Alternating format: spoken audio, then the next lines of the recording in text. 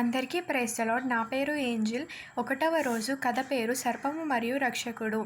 మన పాపములను మనము ఒప్పుకొనిన ఎడల ఆయన నమ్మదగినవాడును నీతిమంతుడును గనక ఆయన మన పాపములను క్షమించి సమస్త దుర్నీతి నుండి మనలను పవిత్రులుగా చేయును. 1 యోహాను 1:9.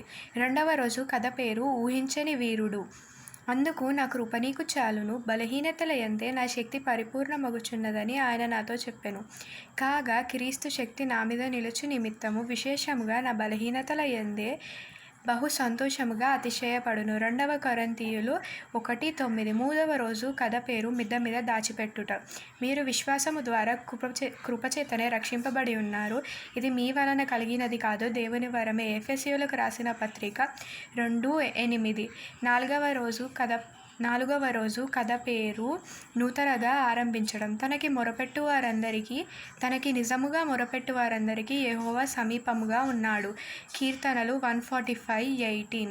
5వ రోజు కథ పేరు కల్వరము మరియు ఆకలి.